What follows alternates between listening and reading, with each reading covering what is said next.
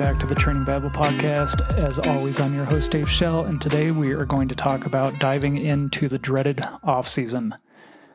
Now, why do I call it the dreaded off-season? Because I know, having worked with lots of athletes, that many of them dread this time of year. They're afraid to let go of all the fitness that they've built over the season, and they kind of want to just power through the fall and the winter. But I'm here to try to convince you to take some time off and to really use this as an opportunity to reflect on last season and then start to set yourself up for success for next season.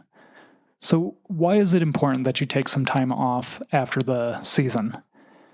For me, I think that it's really important not to just refresh yourself physically, but to refresh yourself mentally. I tell my athletes all the time that willpower or motivation is a finite resource. And if we go to that well too often, we're going to dry it up. And so even within a season, we'll have little breaks so that people are still excited to race their bike and go hard into September and October. So we're at the end of the season. You've used up a lot of that willpower, a lot of that motivation to force yourself to ride the trainer or to ride in bad weather or to really dig deep in a race. And so now it's a time to just kind of like back off. You can still stay active, but it doesn't have to be training, and you don't have to be like pushing yourself and really digging deep at the moment. Also to refresh yourself physically. So training is a stress on your body. That's the whole reason that we get fitter and faster, is that we're applying a stress and then we're backing it off and allowing your body to recover and come back stronger. And so at the end of the season, think about all the stress that you've placed on your body over this course of a season. So now it's a time to just like really back off and allow for some deep recovery. And I know as an athlete myself that every day off the bike or every day not training can feel like an eternity. But it's really a drop in the bucket, and it's going to set you up stronger for next year if you really back off and allow your body to recover and replenish things so that you can hit it hard come November and December. One thing that I've seen with athletes is when athletes are forced to take some time off. And so let's say they've had an injury, collarbones are pretty common, or some sort of thing that they had to, maybe it was unplanned, and so they had to take a week or two off the bike. I've seen it time and time again where athletes are forced to take some time off, and it's the first time in years that they've really recovered. And then they come back, and in the first week or two, they're feeling a little bit sluggish, things are heavy, but then all of a sudden they're flying, and they're hitting higher power numbers, going faster than they have in years. And I think it's just because they've finally really backed off and allowed their body to recover. So what do we do in this time? Generally, when we get to October, that's when most people are going to take their off season. And this is a time to just kind of take advantage of the remaining good weather. And granted, this is going to come out at the end of October. So you can still stay active, but use this as an opportunity to do all the things that you haven't done over the course of a season. And so if you like running, now's a good time to run. Or if you're typically on the gravel bike, now it's the time to go hit the trails, go hike. If you like swimming, you can swim. Anything that allows you to move in a different plane of motion or uses different muscles is great. And so the goal isn't just to sit around and do nothing for 2 weeks. You can still be active, but try to do other things. So really use this as an opportunity to do all the things you missed out on over the course of the season. The other thing that this is good for is, one of my favorite times of year is this time of year, because we're doing season reviews with athletes. And this is an opportunity to look back over the season, look at what went well, look at what could have gone better, and then use that to inform your planning and goal setting for next year. And the reason I really like this is that going through and looking at everything all at once, you start to see trends. These trends start to surface. And so it might be something like nutrition. It might be something like bike maintenance. It might be something like just showing up to the race on time, or, like allowing yourself enough time to pre-ride, things like that. And so it's an opportunity to look at what went well, what could have been better, and then opportunities for next year. And then it's also an opportunity to really start to think about what you want to do next year. And what races get you excited.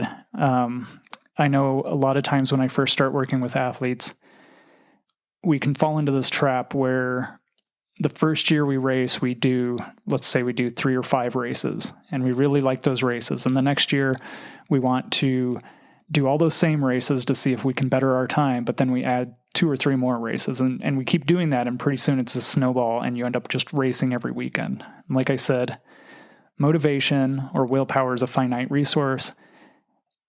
If we go to that well too often, it leads to burnout. And so really thinking about, okay, did I race too much last year? Maybe I should back off and just choose a few events that I'm really excited about, and then I can pepper in other ones over the season as I'm motivated to, or as they pop up if I get to that point and I'm still excited. But what I don't want athletes to do is lock themselves into too many races, and then you get to September and you're dreading it, you're not excited about it. Because again, if you're kind of apathetic towards a race, you're not going to be able to push yourself as hard as you would if you're excited and wanting to race. So how do we start to set up our season for next year? The thing that I like to do is, like I said, pick your 2 or 3 races that you're really excited about. Those would become your A races. Ideally, they'd be a few months apart. And so you might have something in May or June or March even, another one maybe in July, and then another one in August or September or October. So kind of spacing those out. Like, these are going to be my priority races. These are the ones that I'm going to spend the most time to prepare for. I'm going to prepare for the demands of these events. And this is what I'm going to hope to have my best performances. And then you can fill in other weeks with less important races. So ones that you're excited about, or training races, things like that. And so again, this can be a little bit more flexible.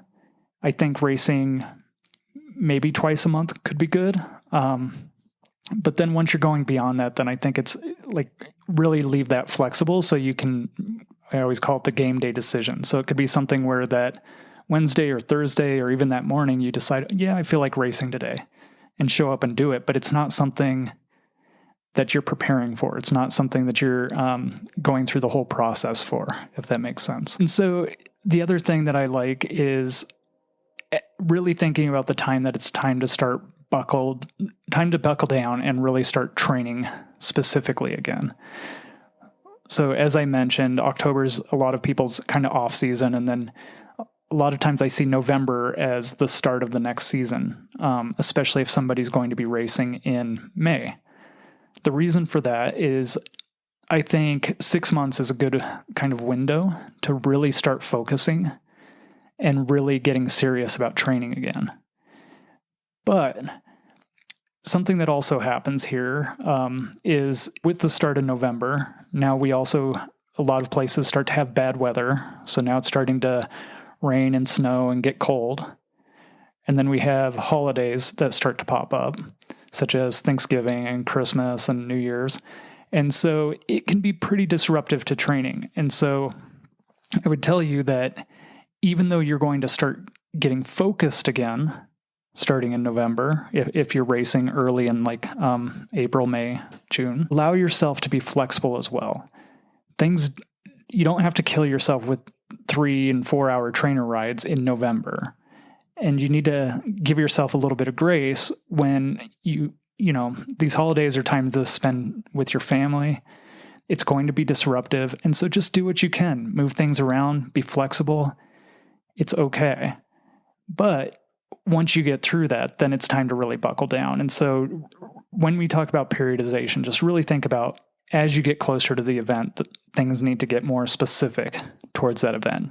And the further out, it's more about general fitness. And so in November, in December, in January, if you enjoy skiing, if you enjoy running, like not all your days have to be on the trainer. And so you can find a pretty good mix where maybe you're doing 1 or 2 focus days on the trainer. And then your other days that are more general endurance can be cross-country skiing, can be running, can be anything else that you enjoy that's going to get your heart rate up a bit and work the aerobic system. The other really important thing to work on over the winter is get back to strength training. So I know with a lot of athletes, it's hard to balance this all during the season. So whether it's just balancing on the bike work and strength work, or there's just not enough hours in the day or the week to fit it all in, these couple of months, your bike can take a back seat to it as you really focus on getting your body back in working order, working on mobility. And I always say mobility versus flexibility, because the goal isn't to be flexible, it's to be mobile so that your joints and muscles can work in the way they were designed to work. And so you don't need to do a bunch of stretching and stuff like that, but doing some mobility. And so whether that's body weight exercises or strength can have a component of that, now is the time to really focus on that. And then the last thing is, as you're thinking about next year, start to come up with your goals. And I would tell you to have some outcome goals. So if you wanted to improve on your place or PR at an event you did the previous season, or if you want to qualify for something, if you want to finish something, then you can have those outcome goals. So those could be time-based, place-based, things along those lines.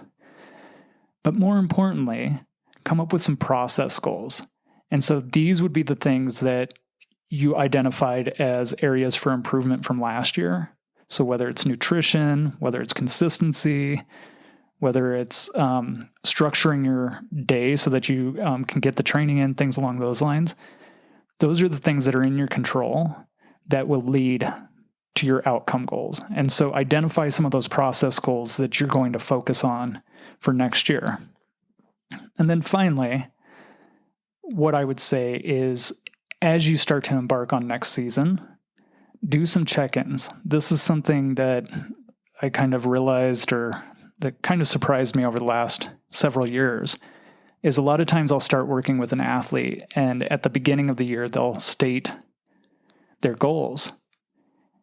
And then over 3 months or 6 months, those goals have changed. And so what I've had to make a point of doing is every few months kind of have a check-in with athletes to see, are these still our goals or have they changed? Because at least for me as a coach, I want to have the same goals as my athlete. And so if we have different goals in our mind, or if the athlete's goals have changed and we haven't checked in on that and I'm not aware, then I might be planning for the previous goal where they've kind of changed directions. And so I think it's good to kind of do this check-in every couple of months and see, have your goals changed? Are you still excited about the goals that you set out or that you set up in November or December? And if not, how does that change your trajectory for the next year? And with that, I think that's another important piece here, is that as you start to set up your schedule for next year or your plan for next year, it can be very general. You don't have to get into all the details, because we're just trying to create a roadmap. But over the course of the season, stuff's going to pop up. We're going to take detours. There's going to be road closures, things like that. We're just trying to create a map, but know that it has to be flexible. And so we're just trying to get the very high level picture of how we're going to get from point A to point B. But it's very likely that it's going to change over the course of the year. And I have to say that in my 15 years of coaching, I've yet to set up a season and make it all the way through without something coming up, whether it's illness or injury or unexpected travel or, any other type of interruption. And so it just goes back to that same thing, that you have to be flexible. Know that this isn't super rigid, and that it's consistency that's going to get you to that end result. And so just being flexible, working with your body, working with the time you have available, and doing your best with what you're given on each day is going to help set you up for success for next season. So with that, that's all I have on your off season and performing a season review and setting yourself up for success for next season. If you have any questions on this, you can either shoot me a DM at Kaizen Endurance on Instagram, or you can send me a text in the show notes here. Until next time. Thanks for listening.